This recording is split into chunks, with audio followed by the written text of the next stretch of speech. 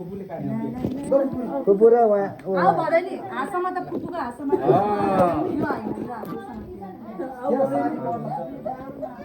ल है ल फुपू ल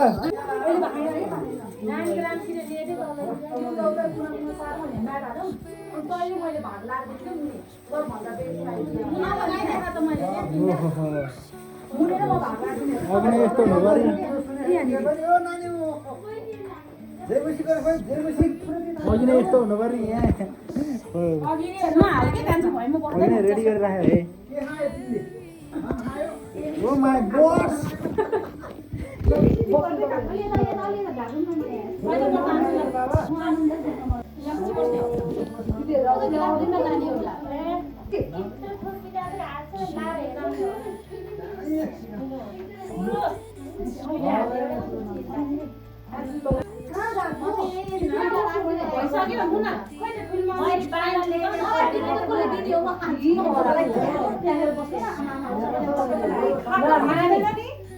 दिँदैन बर त्यही हुन्छ त्यही मजाले दौरा खाँदा सिरानी हो त हो त्यो त राम्रो ए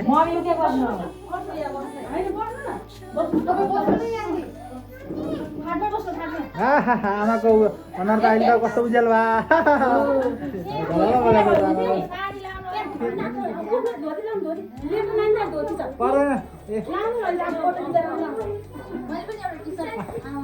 अहिले खाएर हुँदैन लाउनु हुँदैन फेरि बाहिर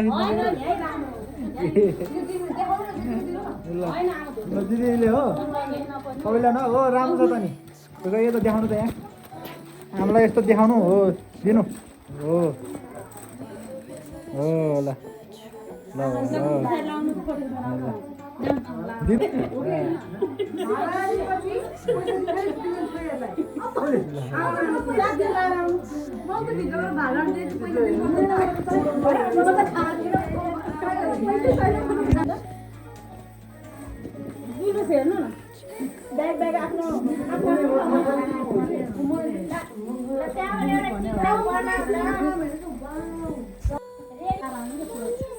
लगाइदिनु लगाइदिनु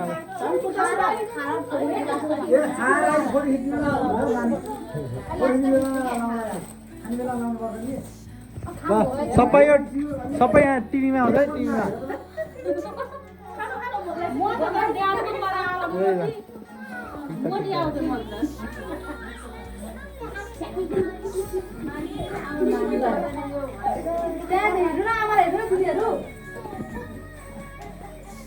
यो त भएन भर्खरै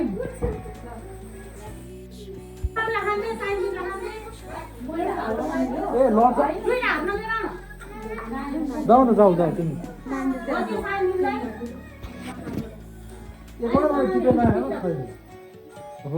हातले खसाल्ने मुनिले कसरी समातेको हो त्यसरी भयो नि त ल हात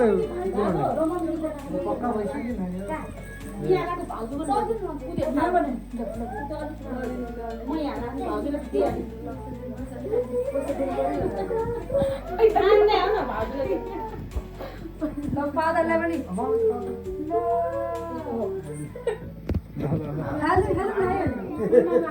धन्यवाद भनेर लिनु धन्यवाद मिठाई रसलाई खानु पानी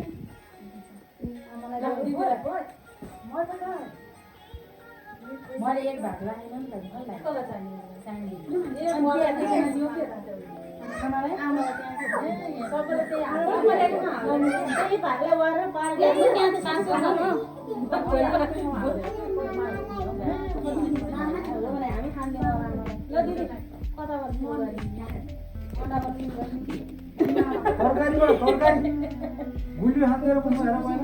अन्डाबाट सुरु गर्नु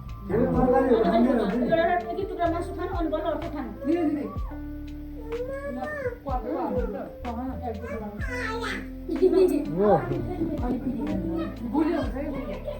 कस्तो हातले अलि आगो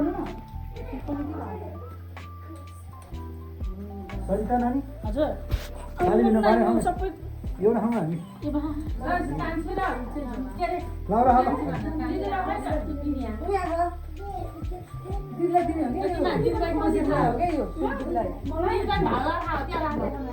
ल धेरै धेरै धन्यवाद मेरो छोरीलाई नमस्कार नमस्कार नमस्कार नमस्कार आइज हेरेछ नमस्कार गर्ने आइज हामी नमस्कार दाइ हाँसी लगाएको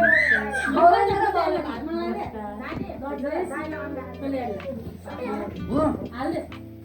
मैले चाहिँ अन्त पर्दैन ल अब तिमीले यसो फोन गर न नि यस्तो ए आम्ला त खाने कोही खानु पर्दैन अन्डा छ अन्डा खाने हामीले खानु लाग्यो भने त बुलले खाँदैन हुँदैन होला है के भन्नु यस्तो हुन्छ त बाबुलाई हो यो चाहिँ त्यो त मिठो हुँदैन त्यो त मिठो हुँदैन बाबु हो यो रसबारी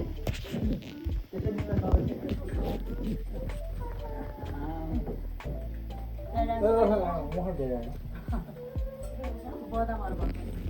हो न दिदी हजुर खानु अन्दाज कहाँ राख्नु हो बाबु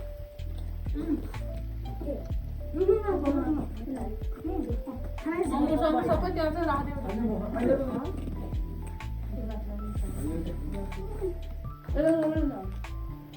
धन्यवाद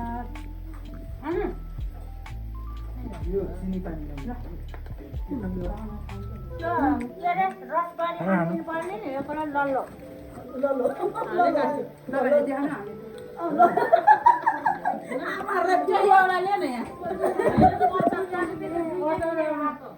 नानी यस्तो रहेछ खाटमा बस्नेलाई पुरै डब्बा अनि खाटमा नबस्नेलाई उताको डब्बा उसले कति जाने छ हेर्नु रसपरी गाई त्यो चाहिँ ठुलो ठुलो त्यो चाहिँ सानो सानो छ कि मम्मीहरू धेरैजना हुनुहुन्छ नि यो क्या हो कि खाना खाइसकेकाहरू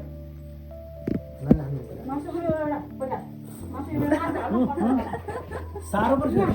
साह्रो यो ढुङ्गाको क्या हो चाम्रो पर्छ कि खप्पै खानु पर्ने के होइन भने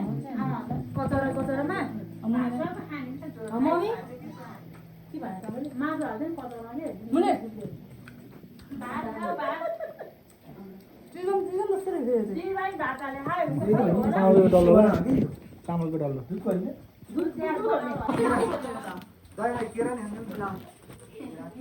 त्यहाँ कत्रो हाम्रो गरेको प्रभु बिराम मान्छेको नि